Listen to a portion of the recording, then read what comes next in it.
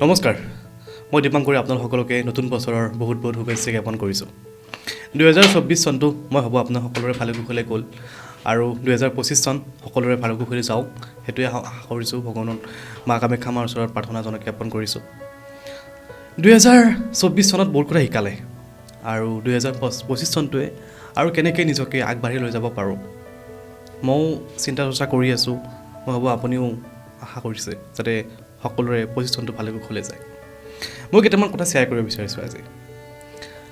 আমাৰ কিছুমান সৰু কিছুমান কথাই সৰু কিছুমান আমাৰ ফিয়াৰ্ছে আমাৰ পাৰ্চনেলিটি বান্ধি ৰাখে, যাৰ কাৰণে আমি কিবা এটা কাম কৰিব বিচাৰিলেও আমি কৰিব নোৱাৰোঁ। যদি মই এটা ইম্পৰ্টেণ্ট ফিয়াৰ্ছৰ এটা কথা ক'ব বিচাৰিছোঁ, ফিয়াৰ্ছ বহুত আছে আমাৰ। Fear of death, fear of public speaking, fear of rejection. Fear of ডেথতকৈও আমাৰ ফিয়াৰ অফ পাব্লিক স্পিকিং বা ফিয়াৰ অফ ৰিজেকশ্যন এইটো বহুত ডাঙৰ এটা ফিয়াৰ হয়। এইটো বহুত ডাঙৰ চাইক'লজিষ্টেও এই কথাটো তেওঁলোকে উল্লেখ কৰি গৈছে। এতিয়া যদি মই কওঁ ফিয়াৰ অফ ৰিজেকশ্যন, এইটো এটা বহুত ডাঙৰ ফিয়াৰ।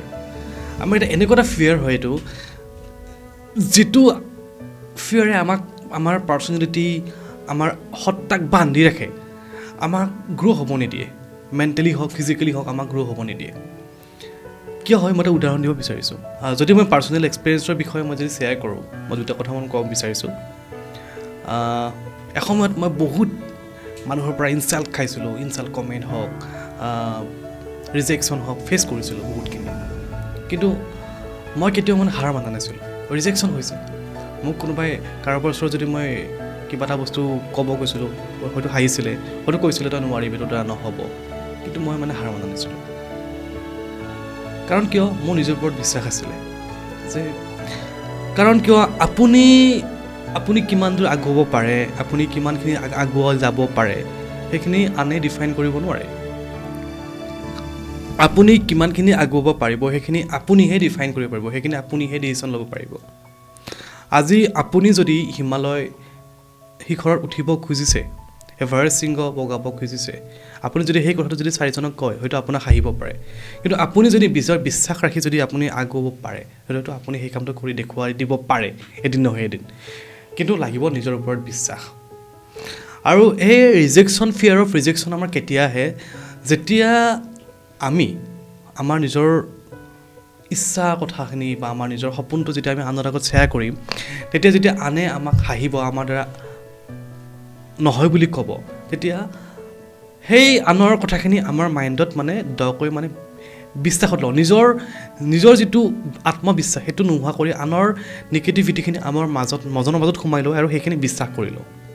আনৰ নিগেটিভ কথাখিনি আমি যেতিয়া আমাৰ নিজৰ মাজত বিশ্বাস কৰি ল'ম আৰু ভিতৰৰ যিখিনি পজিটিভিটি সেইখিনি যেতিয়া আমি নিজৰ মাজত বিশ্বাস কৰি নলওঁ, তেতিয়াহে আচল সেই ছেল্ফ কনফিডেন্সটো ডাউন হৈ যায় আৰু যিটো ফিয়াৰ অফ ৰিজেকশ্যন সেইটো আমাৰ লাহে লাহে বাঢ়িব ধৰে। ফিয়াৰ অফ ৰিজেকশ্যনে আমাক আৰু কিছুমান ক্ষেত্ৰত বান্ধি ৰাখে। যদি আপুনি ভাল গান গায় বা গান গাব বিচাৰিছে, বা আপুনি ভাল স্পিকিং কৰে, পাব্লিক স্পিকিং কৰিব বিচাৰিছে, তেতিয়াও আপোনাৰ মাজত চবৰে আহে। এইটো স্বাভাৱিক কথা, মোৰো আহিছিলে। এভৰি হিউমেন বিঙৰ এইটো থাকে, এইটো ফিয়াৰ অফ ৰিজেকশ্যন। আনে হাঁহিব নেকি, আনে একচেপ্ট নকৰিব নেকি মোৰ কথাটোত। তেতিয়া কিয় হয়? এইটো এটা ইমাজিনেৰী ফিয়াৰ হয়। আমি যাক কওঁ এইটো কাল্পনিক ফিয়াৰ, কিন্তু সেইটো সঁচা ক্ষেত্ৰত হয়। আমি যিখিনি ভাবোঁ, হয়তো 1% মানুহে আমাক হাঁহিব পাৰে বা 2% মানুহে আমাক হাঁহিব পাৰে, কিন্তু আমাক 98% আমাৰ কথা শুনিব। কিন্তু আমি ভাবোঁ কি আমাক 98% মানুহে হাঁহিব আৰু 1% মানুহে আমাৰ কথা শুনিব। আমি সেনেকৈ আমি ইমাজিন কৰোঁ, কল্পনা কৰোঁ, কিন্তু ৰিয়েলিটি চাব গ'লে সেইটো নহয়, তাৰ ওলোটাহে হয়। তো ফিয়াৰ অফ ৰিজেকশ্যন দূৰ কৰাৰ ক্ষেত্ৰত মই এটা সময়ত বহুত ফেচ কৰিছিলোঁ ফিয়াৰ অফ ৰিজেকশ্যন। আজিও ফেচ কৰি আছোঁ। আজিও কোনোবাৰ ওচৰত কাৰোবাক যদি মই ইণ্টাৰভিউৰ কাৰণে মই কাৰোবাক কণ্টেক্ট কৰোঁ, হয়তো কোনোবাই নাহে, কোনোবা আহে, এইটো তেওঁলোকৰ নিজৰ পাৰ্চনেল কথা। তথাপিও মই এনেকৈ ভাবি লওঁ যে মই যদি দিনটোত যদি 10জন মানুহক এপ্ৰ'চ কৰোঁ, তাৰে ভিতৰত মই এক্সপেক্টেশ্যনটো মই বেছি 10জন নাৰাখোঁ, মই 4জনহে ৰাখোঁ। 10জন 6জনে হয়তো নাকচ কৰিবও পাৰে, 4জনে হয়তো একচেপ্ট কৰিব পাৰে। যেতিয়া আপুনি সেনেকৈ ফিল কৰি যাব, তেতিয়া আপোনাৰ ৰিজেকশ্যনত কেতিয়াও আপুনি নিজকে হাৰ্ট নহয়। ৰিজেকশ্যনে আপোনাক কেতিয়াও হাৰ্ট কৰিব নোৱাৰে। তো সেনেকৈ মই নিজে এপ্লাই কৰোঁ।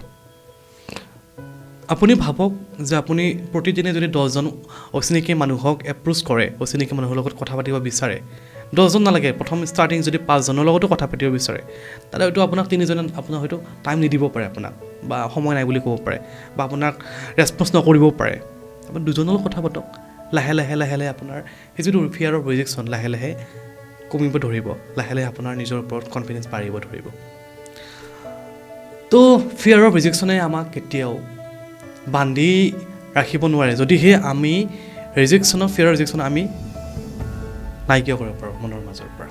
আৰু নাইকিয়া কৰিবলৈ আমি নিজকে প্ৰথমতে ফেচ কৰিব পাৰিব লাগিব।